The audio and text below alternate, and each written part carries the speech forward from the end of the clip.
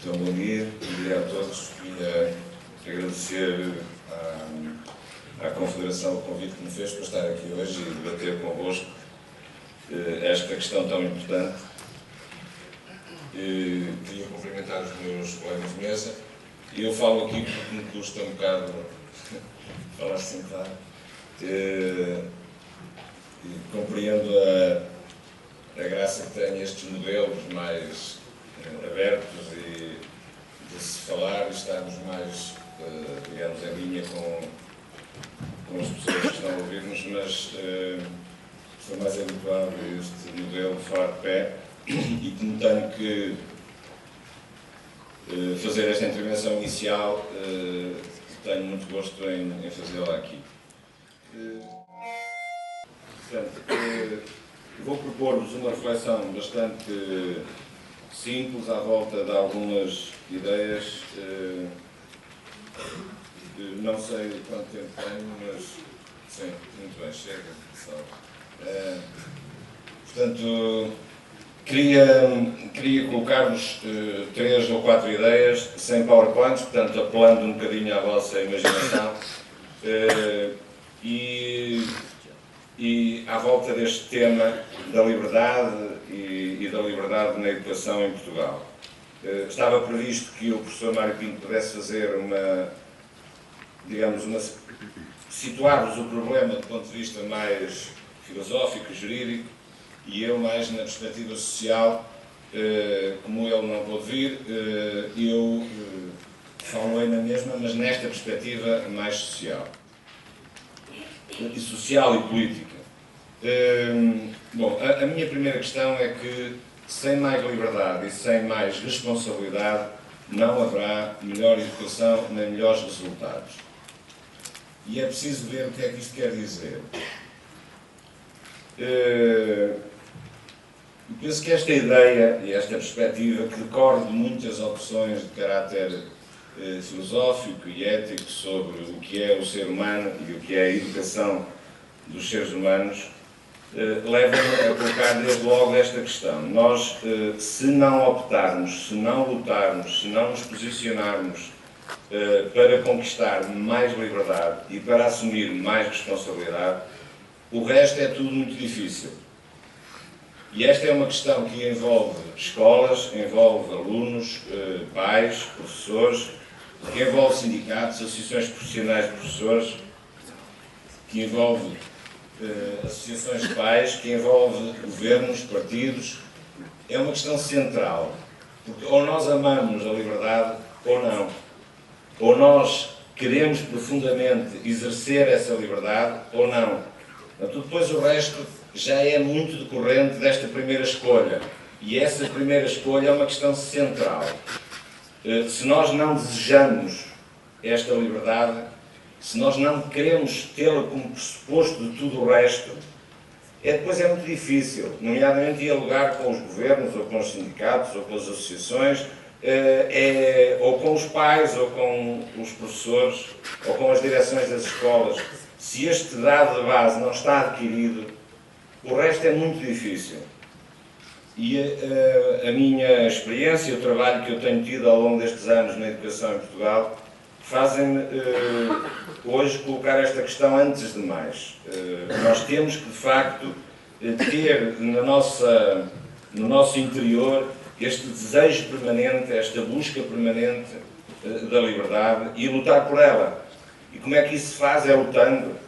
A melhor forma de manter o equilíbrio nas coisas, numa dança, é dançando. Porque parado depois já não há dança. Portanto, é dançando que se mantém esse equilíbrio. É fazendo os mais diversos movimentos que for necessário fazer para estarmos, de facto, nessa busca incessante, porque ela é uma busca incessante da liberdade. E para exercê-la temos que assumir a nossa responsabilidade, não é dos outros, não é um problema os professores dizerem que é da direção, as escolas dizerem que é do governo, os sindicatos dizerem que é do governo, o governo dizer que é dos sindicatos. Esta lógica de acusações mútuas não resolve coisa nenhuma se esta questão de fundo não estiver equacionada e resolvida. Nem os governos, nem os governantes podem falar da boca para fora da liberdade, mas se não a viverem lá dentro, não resolvem coisa nenhuma. Porque as leis que fizerem, as normas que fizerem, não vão beber dessa convicção profunda sobre o valor da liberdade. Uma segunda ideia é de que sem diversidade não há responsabilidade. E este é um drama da escola portuguesa, é um drama que nós temos vivido há muitos anos em Portugal. E quer queiramos, quer não, nós continuamos ainda a ter, no essencial, continuamos a ter o modelo único de educação. É verdade que há espaços de liberdade, é verdade que há alguns espaços de autonomia, é verdade que é possível aqui e ali, digamos, com bastante dificuldade, com bastante luta, conseguir algum espaço de manobra, mas nós temos, de facto, continuamos a ter o modelo único. De que é que valem contratos de autonomia? O que é que valem certas normas que dão alguma liberdade, mas se nós não temos aquilo que é essencial, que é poder construir uma escola diferente. A escola A ser diferente da escola B. Porque se a escola A e a escola B não são diferentes, uma tem contrato de autonomia, a outra não tem, de que é que isso vale? Se as escolas não podem ser realmente diferentes. Se os projetos educativos não podem ser desenvolvidos de maneira diferente. E eu pergunto mesmo de que é que interessa a liberdade de escolha se não há efetiva possibilidade de construir projetos educativos autónomos. A liberdade de escolha é uma falácia se não há projetos educativos autónomos. Porque eu não posso optar por coisas que são iguais. Não é? Porque se eu ando bastante, acredito que outros andem mais, mas não me interessa isso. Eu ando bastante pelas escolas, convivo e gostaria de andar mais, convivo com escolas públicas, com escolas privadas, envolvo-me em trabalhos, em cooperação com escolas, com bastantes escolas, direções de escolas, e este drama é o drama permanente. As pessoas querem construir soluções diferentes para problemas diferentes e não podem. Não podem. Portanto, ou nós resolvemos este problema, ou então depois o resto é tudo muito difícil de equacionar. Ou então equacionamos num estilo verbal, não é? Podemos fazer muita retórica sobre esta questão, mas se nós realmente não temos liberdade para construir projetos educativos diferentes, para encontrar soluções diferentes para problemas que temos, os problemas de uma escola do meio suburbano com imensas dificuldades económicas e culturais, não são os mesmos de uma escola de um centro urbano, de uma escola que só recebe uma população de nível sociocultural elevado e sem problemas económicos. São muito diferentes. E as soluções educativas também devem ser muito diferentes. Uma escola com o ideário, com um ideário educativo ligado, por exemplo, o dos salesianos, ou o ideário educativo de Paula Frassinetti, ou o ideário educativo de outro, digamos, de outro mentor, deste ponto de vista, que desenvolveu toda uma forma de estar, de fazer educação, que potencia, na sua ótica, um melhor desenvolvimento humano. Porque é que esses ideais educativos não são aquilo em que se aposta? Não é? Porque se é por aí que se consegue desenvolver, se há uma forma ou outra, o que importaria era que, digamos, que nós, no conjunto da sociedade, e os líderes políticos optassem era por nos dar confiança, para nos incentivar a fazer isso, a desenvolver ideários educativos diferentes. Não é? Estamos aqui numa escola dos jesuítas. Eles têm um ideário educativo específico. Pois é isso que nós devemos acarinhar. É acarinhar esses projetos educativos diferentes. E eu creio que se Santo Inácio pensou um modelo educativo, pensou de uma forma diferente que pensaram outros. e do que pensam, se calhar, uma escola pública na Damaia. São diferentes. Certamente que desenvolverão ideais educativos diferentes.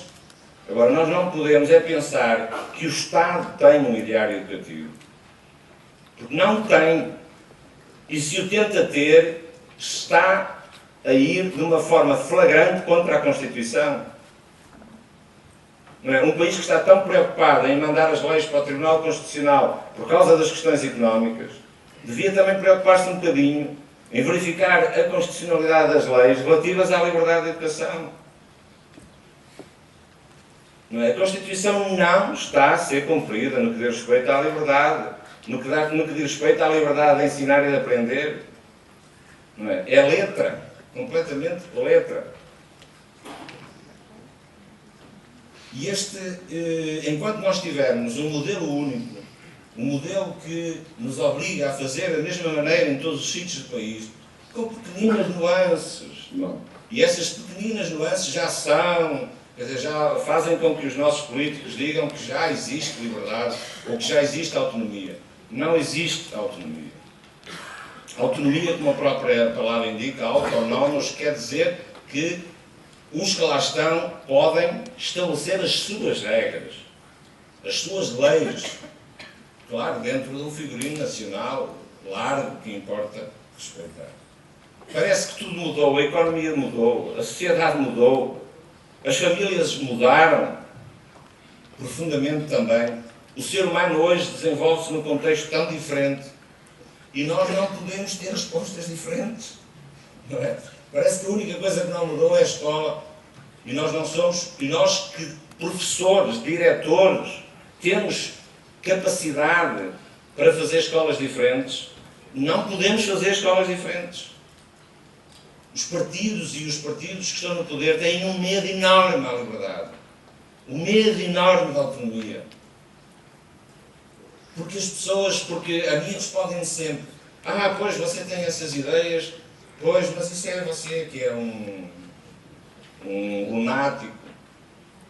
Porque depois isso não é, está a ver, não pode ser. Porque nós temos tantos diretores que são incapazes de gerir uma escola, temos tantos diretores que têm tantas dificuldades em assumir as suas responsabilidades. Não é? Só se pode exercer a liberdade exercendo-a.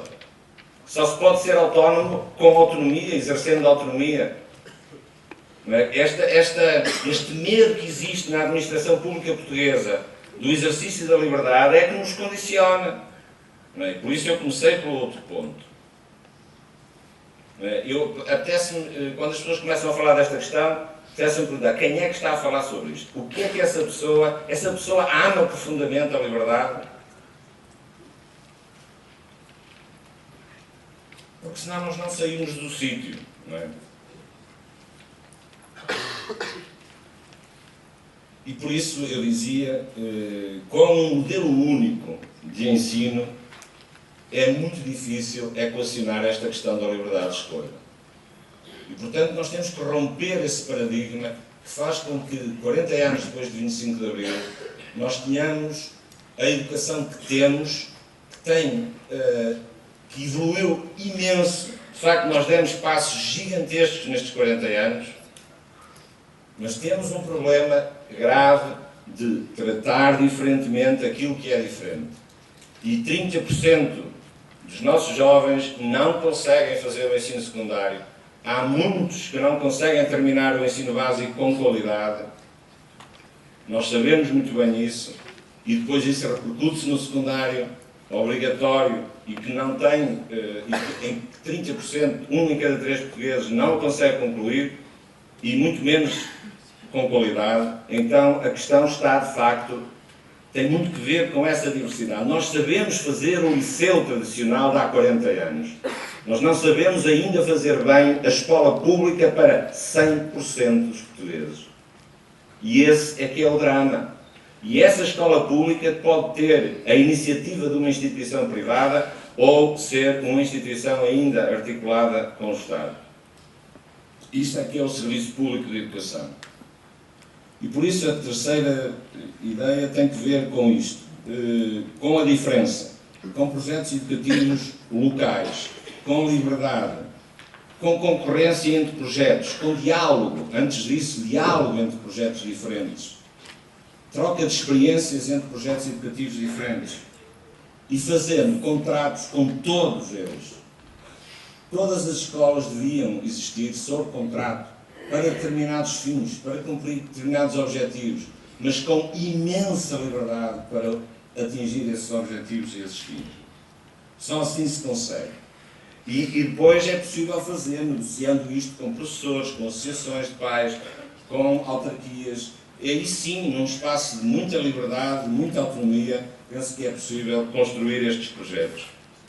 Como disse, sejam eles de iniciativa de instituições privadas ou do Estado, porque todos eles devem ser integrados nessa rede nova que era preciso constituir do Serviço Público de Educação. E para terminar, a questão do financiamento é aqui uma questão decorrente destas primeiras. E por isso,